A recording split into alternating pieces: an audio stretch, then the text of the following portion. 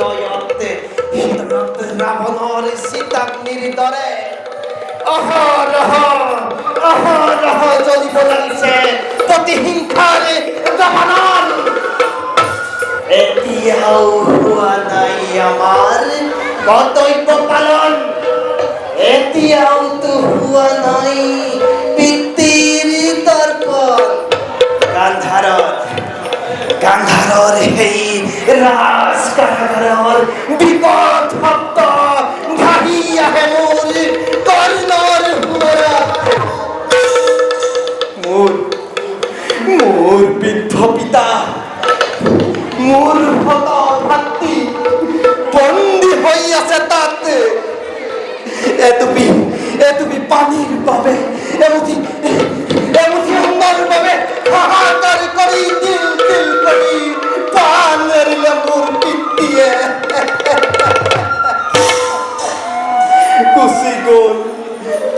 গুচি গ'ল মোৰ হত ভাতৃ অতৃপ্ত প্ৰাণেৰে।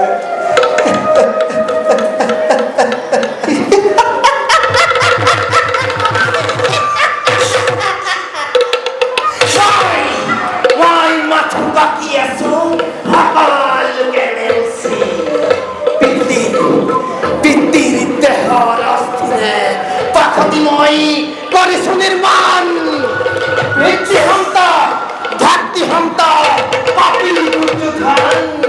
দিনে দিনে ধ্বংস তোৰ আনিছো সপাই।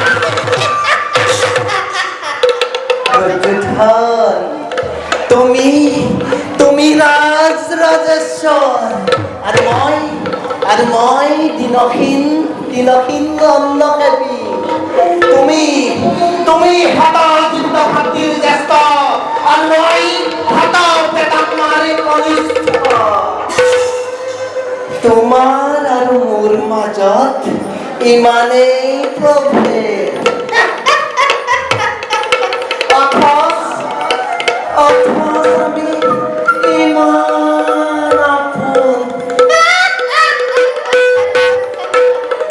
তুমি মোৰ মৰমৰ ভাগিনী আৰু মই তোমাৰ বুদ্ধিদাতা, স্নেহৰ মাতুল সহকৰ্মী।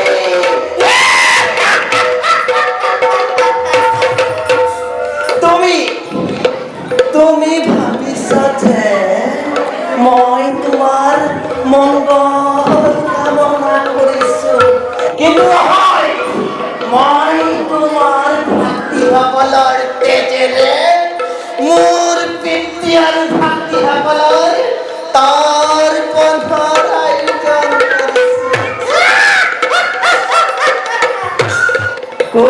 পাখৰে পাণ্ডৱক বনলৈ পঠাই ৰজস্বলা দ্ৰৌপদীৰ বস্ত্ৰ হৰণ কৰোৱাই মাত্ৰ 5খন ঘাম বিচাৰি অহা সেই কৃষ্ণক অপমান কৰোৱাই তেওঁলোকক বন্দীশাললৈ আগবঢ়াই নিছো।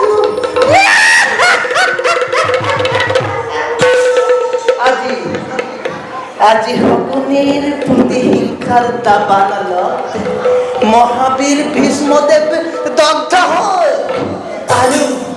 আৰু দগ্ধ হ'ব কুৰুকুল পল্লৱে। প্ৰতিহিংসা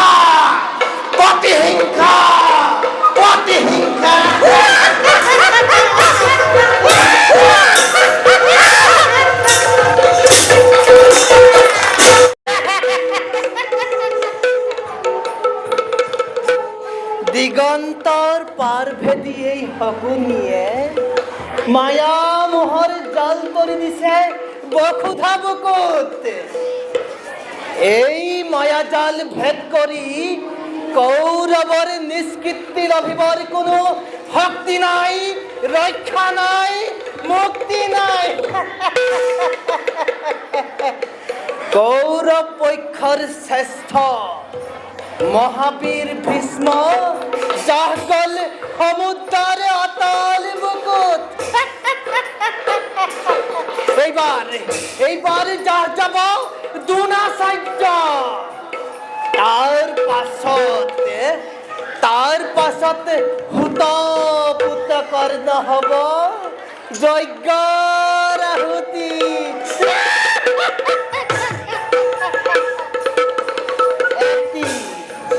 এটি এটি কৰি কৌৰৱৰ প্ৰত্যেকজন বীৰেই একান্ত বাধ্য হৈ বিনা প্ৰতিবাদে পালিব লাগিব শকুনিৰ নিৰ্মহবাদেশ। কোন কাৰ পদধ্বনি? কৰ্ণ ভাগিন, কিন্তু অংগপতি এইবাৰ শকুনিয়ে অন্য চিন্তাহে কৰিছো।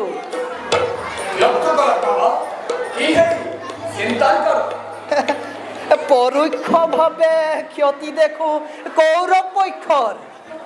সেই হেতু স্থিৰ নোহে পান এই সুবল নন্দনৰ ভাগিন।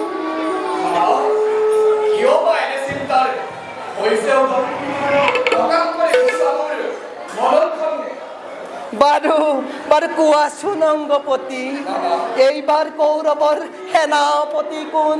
কিয় বাবা, দ্ৰোণাচাৰ্য নহয় জানো? সেইবাবেই মই চিন্তান্বিত ভাগিন। আচাৰ্য দ্ৰোণৰ সন্মুখত দুৰ্যোধন, দুঃশাসন আৰু যত গান্ধাৰ কুমাৰ সকলোটি প্ৰিয়পাত্ৰ অতি।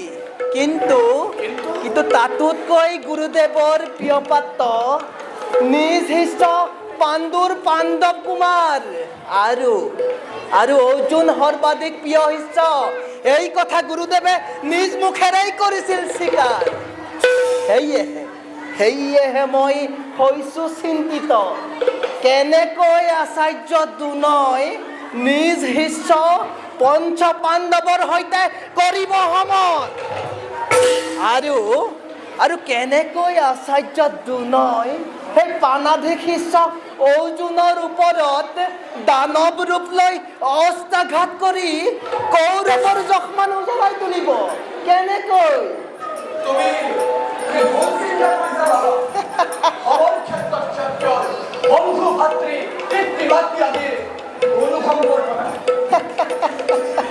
ভুল।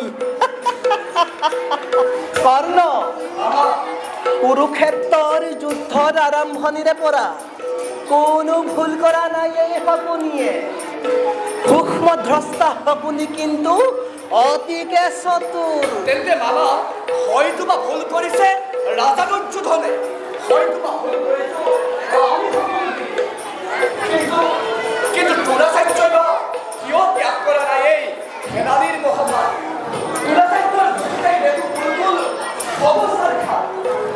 সেয়েহে মই চিন্তিত হৈ পৰিছো ভাগিন। কিন্তু কূটনীতিৰ বিষাদত আচাৰ্য দ্ৰোণৰ সন্মানত আঘাত কৰিব বুলি কেতিয়াও নায়কত্বৰ পদ ত্যাগ নকৰে। কাৰণ আচাৰ্য দ্ৰোণই ভালদৰে জানে যে জয়দ্ৰত, অশ্বত্থামা, দুৰ্যোধন, দুঃশাসন আদি সুনিপুণ যুঁজাৰু আছে কৌৰৱ পক্ষত, আৰু যে মহান মহাৰথী আছে এই কথাও আচাৰ্য দ্ৰোণই স্পষ্টভাৱে জানে। আৰু সেই মহাৰথী হলা তুমি কৰ্ণ, তুমি। কৰ্ণ, তোমাৰ বলতেই বলিয়ান হৈ আজি আচাৰ্য দ্ৰোণই এনেহেন গুৰুভাৰ ললে শিৰপাতি। জানো মই ভালদৰে মহাবীৰ তুমি, নিজ শক্তিৰে বিপক্ষৰ সৈতে প্ৰচণ্ড প্ৰতাপে যুঁজ কৰিবা তুমি। কিন্তু আচাৰ্য দ্ৰোণই বিনা যুদ্ধে যশস্যা কৰিবলা এনেহেন সোণালী সুযোগ কোনে বাৰু ত্যাগ কৰিব? কৰ্ণ, সেয়েহে আচাৰ্য দ্ৰোণই বিনা প্ৰতিবাদে তুলি ল'লে নায়কৰ ক্ষমতা। অংগৰাজ, অংগৰাজ, হৃদয়ৰ ৰক্তভাৰ নিপাত কৰিবা তুমি, বিনিময়ত কিনি দিবা যক্ষ্মান আচাৰ্য ধুম।